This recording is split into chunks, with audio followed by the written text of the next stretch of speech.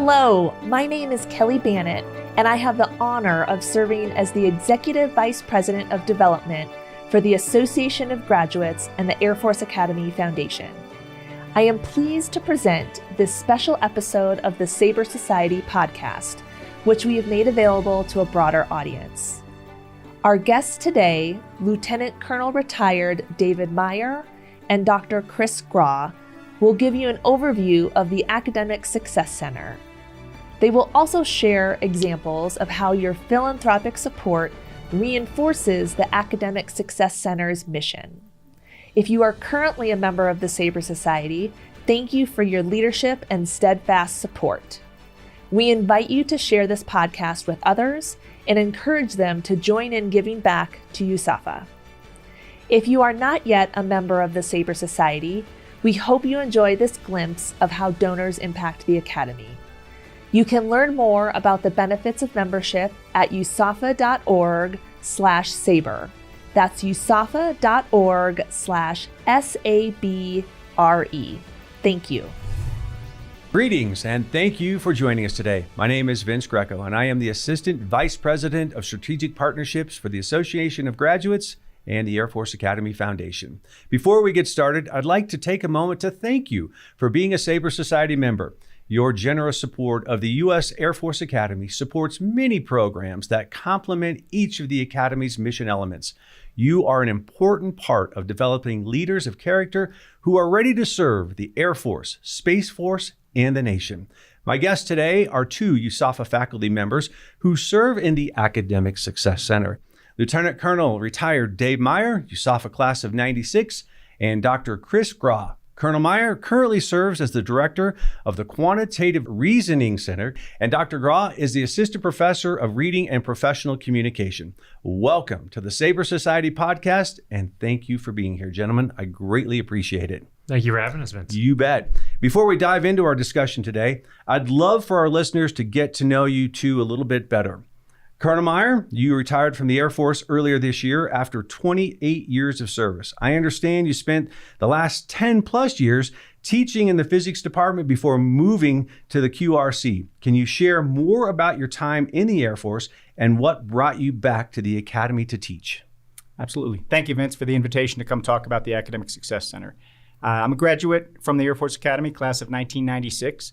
I left the Academy, went off to pilot training, and I flew C-130s. I had two operational assignments operating the C-130 before being selected to go to the schoolhouse, and I finished up my time in Hercs at Little Rock Air Force Base, teaching the next generation how to operate the C-130.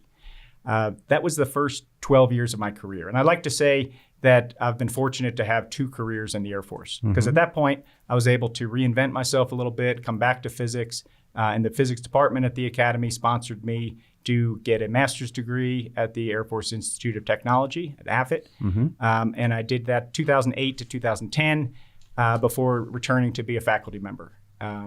Loved that assignment, probably more than I expected to. I got to teach core and advanced physics classes and fly part-time as an instructor pilot in the glider squadron with the 94th. Cool. So really enjoyed my time at the Academy. I thought it would be a quick turn, 3 years, and then back to flying C-130s. But after a couple years here, I got the word that requalification slots were hard to come by in C-130s, and I'd likely not be going back to the Herc. Right. Some other airframes were available, but I took that opportunity to ask, well, could I be released for a second faculty assignment? The physics department was willing to sponsor me to go back through grad school, get a PhD in physics. So I did that and returned to the Academy for my second faculty assignment in 2015. I've been here almost continuously since then. In fact, in the last 16 years, aside from 3 months doing a fellowship at DARPA and 1 year deployed as the Chief of Safety for the Air Expeditionary Wing at Al Dhafra Air Base in the UAE, I've been either at AFIT as a grad student studying physics or as a faculty member at the Air Force Academy trying to teach physics. As I approached retirement this last year, I looked for opportunities to be able to stick around here a little longer, continue contributing to what I think is a very important mission. For years, I had volunteered at the Quantitative Reasoning Center in the evening to help meet the demand, because when the QRC is busy, we are very busy. So I'd spent a lot of time down there. I knew the mission well, and I believed in the mission. So when an opportunity presented itself to join the QRC, I jumped at it. And this last spring semester, I transitioned into my current role as the director of the Quantitative Reasoning Center. I absolutely enjoy the fact that I get to work with the team that we have, outstanding professionals who are truly dedicated to seeing cadets grow and succeed. And I am fortunate to be where I am right now. Well, we're fortunate to have you here as well. Thank you for the time you spend with our cadets in the academy and for your service in that C-130. Do you miss flying at all? I do. I definitely miss that. It was easy to leave for a few years. Would have been harder had I known I'd not be going back to that airframe. Really love that mission too. Oh, I bet. All right, Dr. Gra, you've been at the Academy for many years now. Can you tell us about your background and how you came to USAFA? Sure. So my background's in professionally and educationally in applied linguistics. So that has to do with language and communication policy and education, improving those facets. And my PhD is from the University of Iowa. I spent about almost a decade at the State University of New York system, teaching, working with international and domestic students learning languages. And then I ended up going to Turkey to do a stint with the Department of State as a Fulbright fellow there. Also working with languages in southern Turkey at a university there. After that, I was at University of Kansas with ROTC, actually, doing a language scholarship program that supported ROTC students from all over the country in a variety of different critical languages. And so it was kind of a natural fit for me to end up at the Academic Success Center here at the Academy with my language and kind of communication background. So yeah, I've really enjoyed it here. I've been here for 2.5 years now, and it's been wonderful. And we thank you for taking that time, because as we're going to find out throughout this program and this podcast, the importance of the Academic Success Center and what it's doing for cadets. And it's probably a good transition. Dr. Gra, can you give our listeners some background on the ASC? What is it? What services does it provide? And how many cadets actually use this center? Yeah, so the Academic Success Center was really founded in 1998 to 99. And it's made up of 4 core programs, and internally we refer to those as our pillars, right? Dr. Meyer here will talk about the quantitative reasoning center in a moment, so I'll just kind of highlight the other 3. But essentially what we're doing at the Academic Success Center is we are supporting a wide range of cadets, right? So a lot of people kind of assume that we're there as a remedial service. That is absolutely not true. We are supporting our kind of rising stars in cadets and also our superstars, right? Our shooting stars, as we refer to them, like Madison Marsh, Miss America, right? Coming through the center and just looking to elevate themselves just a little bit further to compete for scholarships and go to prestigious universities like Oxford, MIT, Harvard. Right. But yeah, so we're essentially using study skills and critical thinking, group sessions, individual sessions. We're trying to have our cadets excel academically and culturally, as I'll mention in a moment here as well. But yeah, now that I've given kind of a brief overview of the ASC, I'd like to talk about 3 of those 4 pillars. So we have the Strategies for Academic Success program, and that encompasses our Learning Strategies course. So Mr. Spencer Thomas, who we'll get to, I'm sure, down the road here, works with that program, as well as 2 first-year lieutenants. And they're working with 230 academically and culturally. And he wanted to emphasize culturally there because it's such a huge shift for them.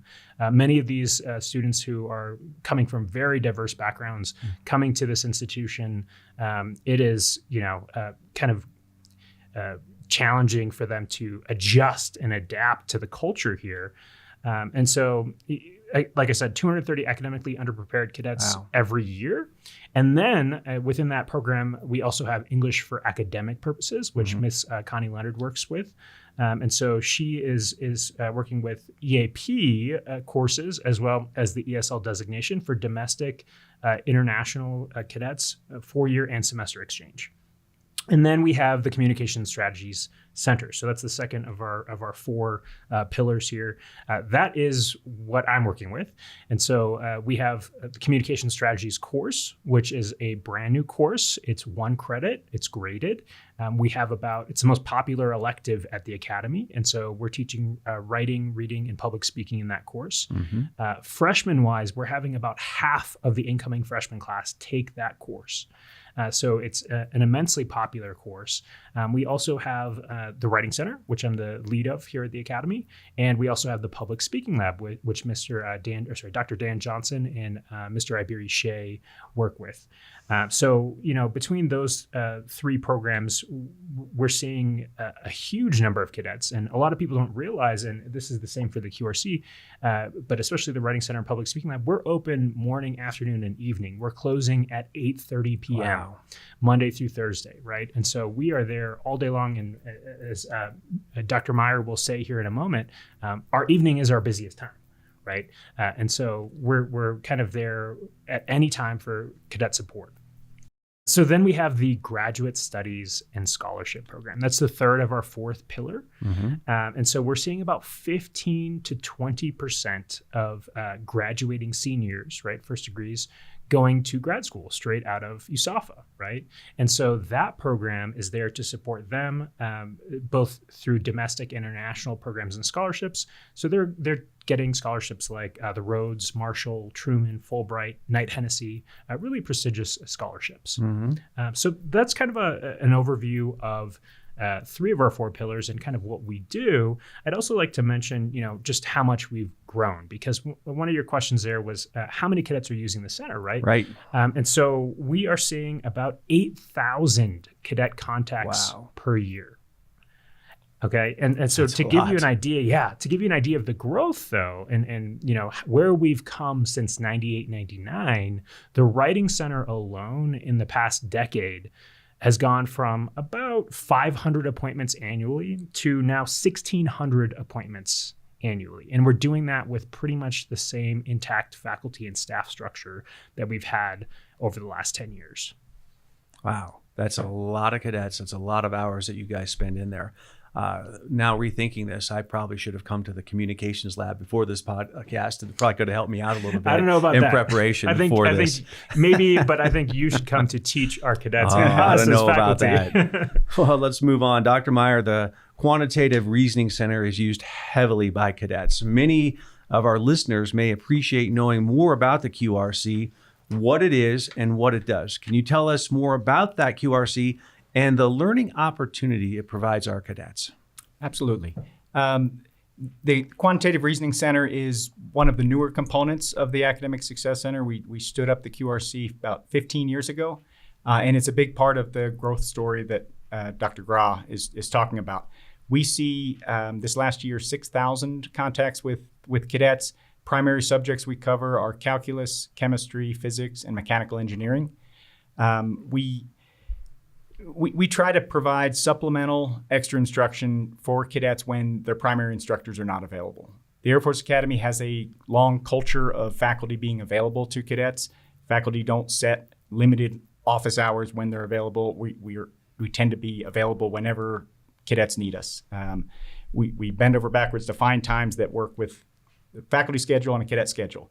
But when that doesn't work, the quantitative reasoning fills in. So our primary hours are between 1600 and 2030, so 4 to 8:30 in the evenings when most of the faculty are on their way home. We provide that bridge for cadets that show up maybe with gaps in their background. Every cadet finds challenge somewhere in the Academy program, but when they find that challenge in a STEM course, we're there to support them. And we primarily cover core courses and try to focus on cadets during their first 2 years at the Academy, helping to shore up those fundamentals early in their time. Quantitative Reasoning Center directly supports 4 of the Academy's 9 institutional outcomes. So clear communication, critical thinking, scientific reasoning and the principles of science, and the application of engineering problem-solving methods are all within the skill set that we try to develop in cadets. We are growing to meet growing demand. Mm-hmm. We're up 25% or so over the last 2 years in the number of contacts. So we're adding additional faculty members this year. And what I'm trying to do as the director is grow the QRC in a way that maintains what has made it successful. We don't want to break the model by just growing too fast or trying to expand into too many areas. Mm-hmm. But we are looking to add statistics to the courses that we're able to support within the math department and expanding this semester into computer science as well. You talked about briefly EI, extra instruction, and I'm certain probably every member of this audience, if they're a graduate of this institution, has gone through EI. My daughter's a 2017 grad, smart kid, but spent a lot of time in EI to stay off of ACPRO. What's the difference between EI and the Academic Success Center, or are they interwoven? They're definitely interwoven. The QRC focuses on specific subjects, on core STEM courses, but we are part of the Academic Success Center in that every cadet has different needs, and we try to meet them where they are, get them from where they arrive to where they need to be to thrive going forward.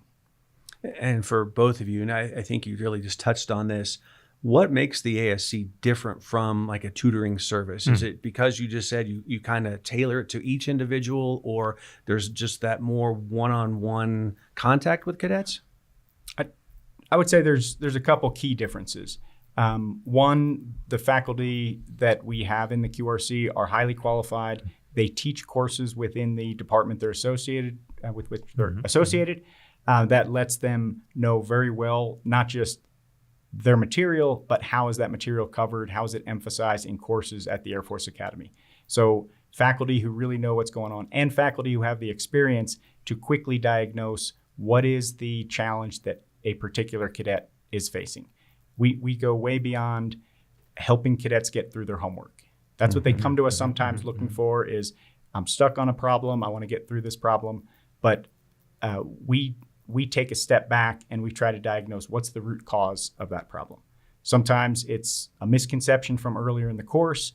Sometimes it's a math tool that they saw in high school that they just haven't used for a while. So we step back, we try to build those fundamental skills, get them to a point where they're ready to proceed and succeed going forward. Dr. Gra, do you find that young freshmen, fourth degree cadets are a little bit apprehensive because they're not embarrassed, but I don't need to go to the ASC because I'm already smart enough, but they're not. They need this. And how did they get across that line to say, I need some help here? Yeah, that's a great question. I honestly feel like for the Writing Center, at least, we don't see that too much. The majority of the cadets who we work with are freshmen. Yeah. Surprisingly, I'd say it's about 65% of cadet traffic in the Writing Center. Those are freshman students, right? And so one thing that we are trying to do, at least from the Writing Center's perspective, is going into the classes themselves. Right, English 111 is a core class. Our goal is to hit every single, I think there's 52 sections of English 111, right? So you're having the vast majority of freshmen taking that course. We want to go in there and we want to show those cadets how to register for an appointment, how to create an account, right, on MyWC Online, which is the service we use to make appointments, and also very briefly model how those sessions look like, right? And so they no longer feel nervous. And they understand that when they come to us, yes, they're being a little vulnerable and asking for help, but it's a very normal thing, right? And that's really key to us. Let's talk a little bit about the why behind the Academic Success Center. Dr. Gra, your colleague Spencer Thomas oversees strategies for academic success. Why do you think this foundational program is so critical for today's cadets? So I'm happy to answer that question. I actually talked to Mr. Thomas beforehand, just so I could get some of his insights. He's been at the institution for a number of years, right? And he was telling me that, because they're working with these academically vulnerable populations that are coming into the academy from such diverse backgrounds, it's really key to build their confidence and kind of help them find their place in the cadet wing, right? So the Learning Strategies course, though, that Mr. Thomas and his two first-year lieutenants teach, they're really focusing on 6 distinct strategies. They're focusing on self-testing, elaboration, interleaving, dual coding, concrete examples, and space practice. And that is all designed to equip these cadets with the skills they need to handle the rigorous curriculum at the academy, right? And at the end of the day, the program works. One statistic he gave me that was shocking to hear, right? These are the most vulnerable, academically at-risk cadets coming into the academy their freshman year. Right. And he was telling me that the alum that graduated last year, only or less than 1% of them were disenrolled for academic purposes. That's amazing. It is amazing. Right? Yeah. To think about kind of the turnover in the cadet wing, especially after freshman year where they just realize they can't handle it. And he's doing such a fantastic job using these evidence-based practices that that is not really a reason they're leaving. Because of the main reason they're in the program, their academic vulnerability, they're not actually leaving because of that. So, it's a fantastic program, and it's very valued. You always see cadets just sitting outside Mr. Thomas's door waiting to talk to him, and they come back year after year after year. It's wonderful to see. Dave, many graduates didn't have access to a resource like the ASC when they were cadets here at the Academy. As a graduate yourself, what would you like the graduate community to know about the ASC and why it's so necessary? Grads know that the Air Force Academy is a challenging program. Yeah. Very few cadets arrive prepared for everything that they're going to face. Cadets struggle in different areas, find challenges in different areas, but when they find those challenges in their STEM courses, a resource like the Quantitative Reasoning Center, when they find those challenges putting together a paper or preparing for a presentation, resources like the Writing Center, the Public Speaking Lab, they're critical. They may make the difference for some cadets between passing a course and not passing a course. When a cadet doesn't pass a course, they're either retaking it or they're facing disenrollment for not passing that course. So we can help cadets get over the bar in that sense, but we do a lot more than that. Some cadets are trying to just maintain the A that they've already got in a course or turn a B into an A so that they can be competitive for those scholarships for AFSCs that are very selective to keep them on their desired path. So we help cadets throughout the entire range of academic performance. For the Quantitative Reasoning Center, another key group that we support is the cadet or are the cadets that arrive wanting a STEM major and they find some bumps in the road and maybe don't have the ability to persist in that. In a typical class, 300 to 400 cadets show up saying they want to pursue a STEM major and then ending up on a different path.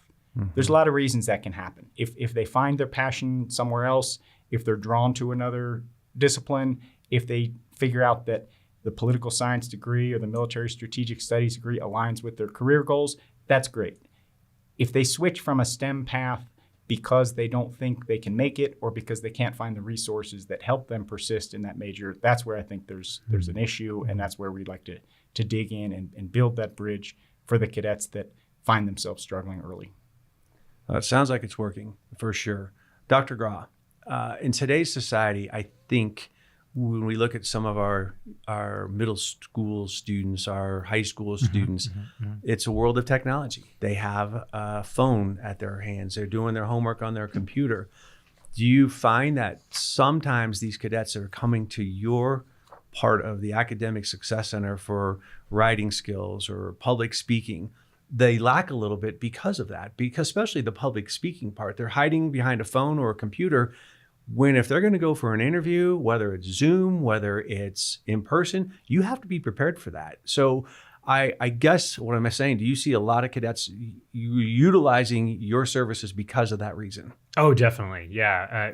Much like the QRC, we're seeing explosive growth in the Writing Center, Public Speaking Lab, and with our ComStrats course. And it's for a variety of reasons, right? I think, first of all, the leap from high school to, as I mentioned before, the rigorous curriculum at the academy is a lot. And I know Dave just mentioned that as well. And many of the students, they are used to kind of just being that top dog at their school. Yeah. And suddenly they come to the academy and, they're being asked to dissect a peer-reviewed journal article their freshman year or write a FIRAC outline for a law course. They don't know how to do that. right? And so it's something that we're here to support. And I think so many of the cadets are, at least from the writing side that I can speak to, they're not adequately prepared at the secondary level for many of the technical aspects of literacy development. So we oftentimes are requested, Colonel Jimmy Bowers requests us to come in to do technical workshops. We've done multiple technical writing workshops for STEM fields as well, physics and genetics, right? So it's just they don't have that exposure to those kind of research-based writing and they aren't receiving the detailed feedback that they need for that. And I think I can speak to this too as someone who does have a secondary education background.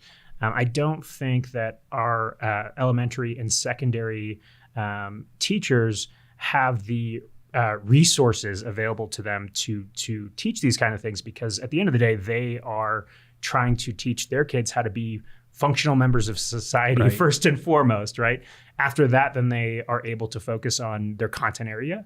But even then, they have this looming preparation for high stakes standardized testing that they have to keep in mind when they're teaching their content area, right? And then you throw in the COVID-19 pandemic, which is where we're seeing this huge growth, especially. And we have essentially a generation of students coming into the academy and elsewhere who had their learning interrupted, right? And so I think between that and the lack of time to prepare students for these more technical aspects of speaking and writing and reading, we're seeing this an ever-growing number of cadets, current and future, who have gaps in their reading, writing, and public speaking. All right, let's talk a little bit, if we can, about the cadets now and in the future, and how the ASC can benefit them. Dr. Meyer, you went through the academy, you served in the Air Force. What skills does the ASC impart that help cadets succeed as officers after they leave the academy? Yeah, it's a great question. I highlighted our role helping cadets make it through their math, their chemistry, physics, engineering courses, and that is a key part of our role, but I like to think we do more. I tell cadets often that at their core, officers in the military are problem solvers. We develop problem-solving skills through practice. The broad core program that the Air Force Academy requires every cadet to go through, regardless of their major, will have courses that allow them or require them to practice problem-solving in many disciplines across many situations. Not the exact problems they're going to solve as officers. I'm under no illusion that cadets are going to be repeating the calculations that they do in a physics classroom, or they're going to be balancing the equation that describes a chemical reaction as officers. That probably won't come up for most career fields. But what they will see are complicated problems, multi-part problems, and problems where they don't think they have all the information they need. So we build those skills to take a complicated problem, break it up into parts, analyze what do I know, what do I need to know, and those are the skills that I think translate directly into their role as officers in the Air Force or the Space Force. Yeah, we're trying to give them those skills that help them tackle the challenges they'll see down the road. Dr. Grell, how does the ASC fit into the Academy's larger mission of developing leaders of character? I think Dave earlier talked about the QRC follows 4 of the USAFA's institutional outcomes. I think that the ASC is trying to follow all 9 of those, if I'm not mistaken. But how do you see this fit in, again, for the whole big picture of developing leaders of character? Sure, that's a great question. So I feel like, as I mentioned previously, so many of the incoming cadets are used to being successful, right?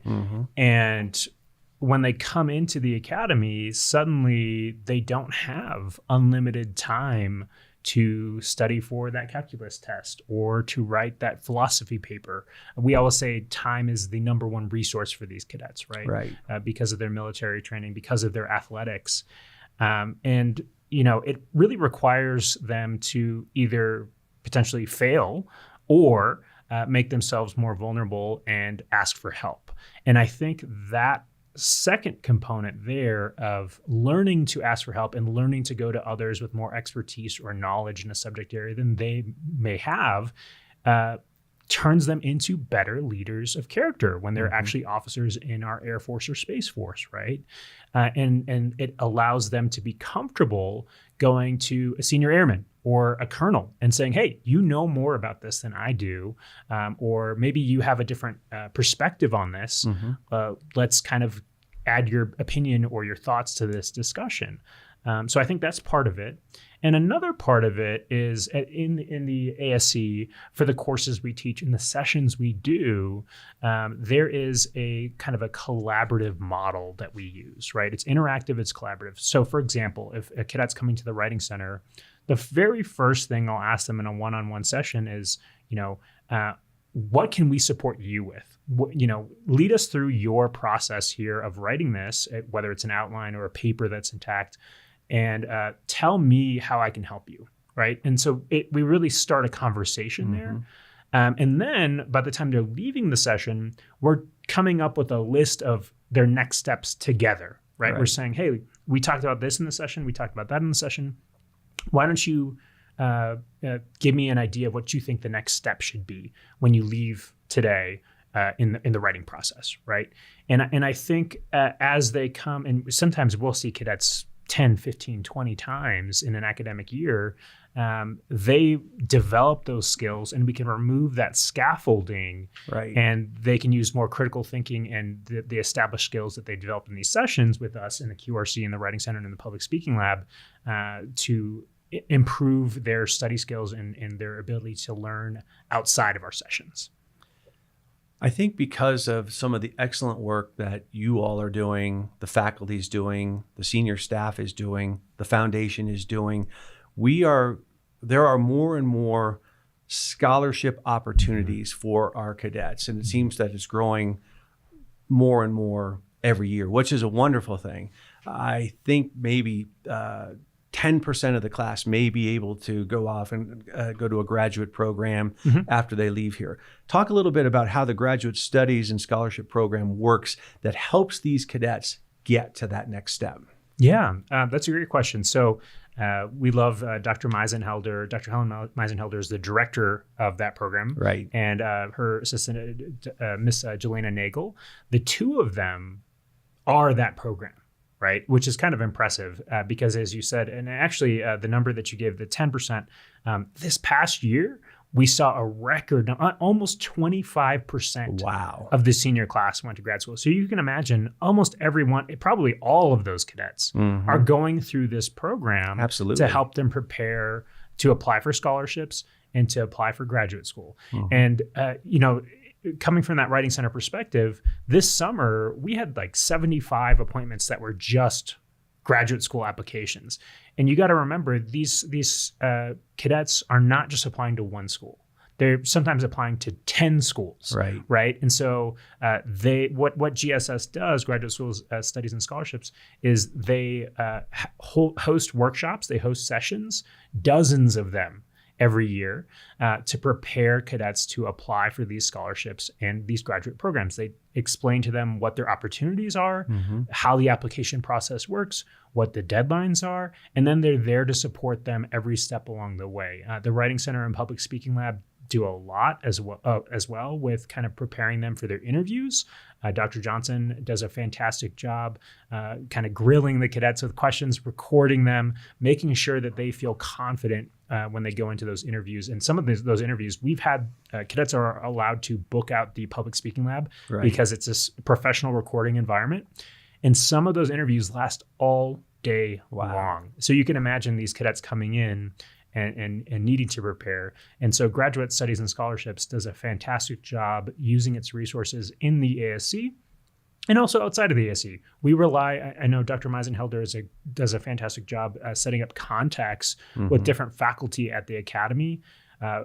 Dr. Richard Johnson, for example, is the head of the Fulbright Committee And so we will ask them a bunch of questions. We'll review their applications. We'll give them feedback. And so they're getting a ton of support. They're not just going in blind in applying to these programs.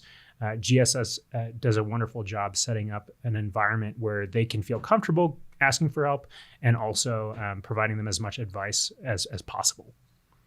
I think that part of the success of the Academic Success Center is building relationships. Mm-hmm. In my job as a development guy for the foundation, it's engaging with grads, right? It's talking about the school, the great things that we're all doing here.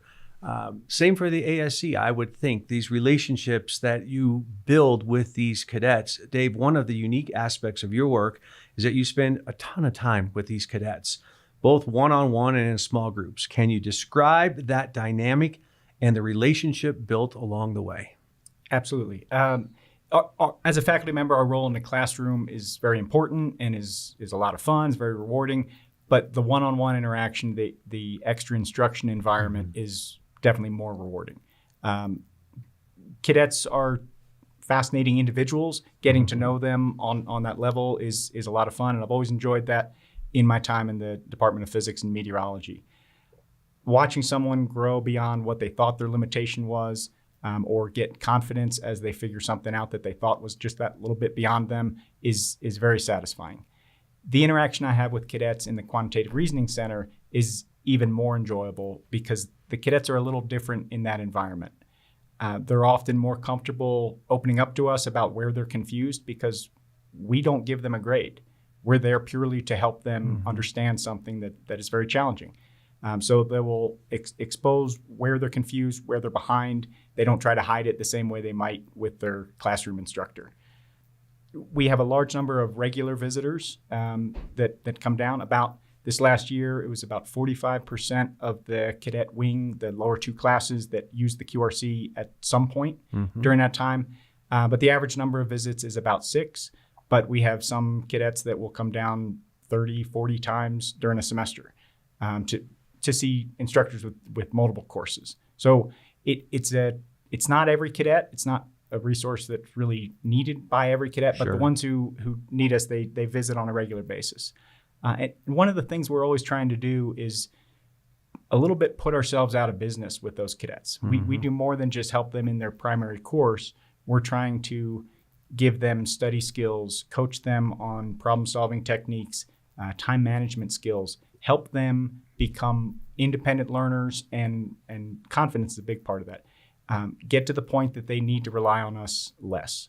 Right. We see some indications that is the case. I mentioned about 6,000 cadets came to visit us last year. Well, that was not even across the semesters. It was about 3,500 in the fall, 2,500 in the spring. So within the 4-degree class and the 3-degree class, we see a little bit of that decreased reliance on the Quantitative Reasoning Center as their courses progress. And that's a good thing. We want them to become independent, and we want them to learn how they learn. Cadets don't have as much time to put into every course as they would like. So efficiency is really the goal in helping prepare them for the more rigorous courses that are coming down the line. Dr. Gra, we talk about the Academic Success Center. Give us a couple of examples of some of those success stories. Yeah, I'd love to. So just to get the specifics right, I'm going to read a little bit off of here. Second Lieutenant Madison Marsh, I think everyone knows her, Miss America, right? Class of 2023. She had a great relationship. She actually shouted out our public speaking lab in her speech here at was that NCLS? And she worked with Dr. Johnson there, Mr. Iberi Shea, to prepare for interviews and her pageant competitions. I remember personally seeing her for writing center consultations as well. And she would often meet, she mentions our QRC faculty, Dr. Amani Anderson, and other members of the STEM support team for mentorship. And I think she's a perfect example of a success story. Another one that I'd like to mention, Second Lieutenant Cole Phelps, former D1 wrestler at the Academy, class of 2021. He's in his 4th year of medical school. Wow. And is currently at Wright-Patterson doing an internship to prepare for his residency. Cole was actually a learning strategy student. So he was one of Mr. Thomas's students, meaning, like I mentioned before, he was at risk coming into the academy from an academic standpoint. And he used the Writing Center, Public Speaking Lab, Graduate Studies and Scholarships, all of our programs pretty much. And lastly, I'd like to highlight Aramis Brown, class of 2021. He used the ASC's Writing Center, QRC, Graduate Studies and Scholarships, and he ended up accepting a Rhodes Scholarship, definitely one of our high flyers that worked a lot with GSS. Some great stories. Yeah. Again, I've always said, and I truly believe, and you all would know better than anybody else, that through these programs at the Academic Success Center, extra instruction, the academy does not set you up to fail. If you put in the work, you're gonna get through. You're gonna make it. Would you agree with that? I would. We like to say that there should be a path to success for every cadet. Doesn't mean every cadet is going to make it. They do have to work. It is going to be challenging for anyone. But if they will follow the path, we just want to give them the resources that can get them from where they are when they arrive to where the Air Force or the Space Force needs them to be upon graduation. Well said. Part of my job, the biggest part of my job at the foundation is supporting the needs of the dean, the superintendent, things that may not always get covered by the federal government. And the dean has made it very clear that one of her top priorities is the Academic Success Center. And for this to continue to do the great work that it's doing, we're going to have to lean on outside support. We're going to need donors to step up. And many already have. Some have come to the plate and help. Dr. Graw, can you give us some examples of how maybe donors have helped in your department? Sure. Yeah. I mean, donations have been absolutely instrumental in really the growth of the Communication Strategy Center. The Public Speaking Lab, which I've mentioned a number of times, 5 years ago didn't exist, right? And so to create a program that has seen 400 appointments this last year and is continuing to grow very rapidly, it's been amazing having donor funds to buy furniture for an empty room. Absolutely. Tables, chairs, a couch. We also were able to buy teleprompters so that cadets could actually practice their speeches. Almost like in a session, an environment like this, it's essentially a recording studio at this point, right? And so we've seen a lot of cadets coming in and using those services. For the Writing Center in particular, this year alone, and I mentioned we have about 16 full-time majority professors in the Academic Success Center, and then we have our 2 first-year lieutenants. But this year alone, we have 3 part-time donor-funded positions in the Writing Center that are going to be there in the evenings, and these are highly qualified people. A former colonel who has a doctorate, Dr. Rick B. Wright, is going to be there. Dr. Paul Nagy from Pikes Peak Community College is going to be there. And then we have a reporter editor from the Gazette who also works in the Writing Center. Very qualified individuals, fully donor funded. They're all part-time. They work in the evenings. Those 3 are going to be there this year. And I was just going to mention, since 2020, more than 3,500 Writing Center appointments have been from donor-funded faculty. That's 60% of all of the Writing Center appointments. And you're probably thinking, well, wait, why aren't you using your faculty as the majority of those appointments? Well, those faculty are teaching 3 to 4 sections of a class at a time. They're doing advising, and then they're doing those appointments on top of that. And so in addition to any administrative responsibilities that they may have. So they don't necessarily have a whole ton of time to handle those sessions, which is where that surge support from donor funded, means is really impactful in the ASC. We just absolutely would not be able to keep up with this growing demand. As I mentioned before, year after year, we're seeing continual growth, and those donor funds have been instrumental. Dr. Meyer, how about you? The Quantitative Reasoning Center is in a very similar position where donor funds have been the reason we've been able to expand and meet the surge demand for cadets. So one of the ways we've used donor funds is purchasing equipment, IT support equipment. We purchased some webcams, which were critical during the COVID pandemic when we were all remote instruction, but they've been very helpful since then because they allow us to provide more effective group EI to intercollegiate teams while they're traveling. Intercollegiate athletes have very busy schedules, but they often have some downtime on the road. So if they can dial back and have a virtual meeting with a faculty member in the QRC, they're playing a little bit less catch up when they come back to town. So the webcams and microphones have been very helpful for that. We also purchased iPads for faculty, which are helpful for accurately accounting for sign-in. So we were trying to track utilization because that's what helps steer us toward the most efficient use of our resources. So the iPads help with that. They also allow us to display, to wirelessly link cadet work with our monitors and our TVs so that we can talk about the cadets' actual problem-solving approach or pull up graphics that help just make the extra instruction a little bit more effective. But the larger impact of the donor funds has been, like the Academic Success Center, being able to fund part-time faculty. Right. So this past spring, we had 2 donor-funded part-time faculty members covering calculus and physics. Those 2 individuals covered over 260 appointments and helped out with over 100 walk-in EI sessions. So really expanded the capability, our capacity, I should say. The demand for extra instruction in the evening is not even throughout the semester. Right. It wouldn't surprise you to see that it spikes in the week or 10 days before major exams or before major assignments are due. So being able to flex and meet that demand with part-time faculty has been really, really important.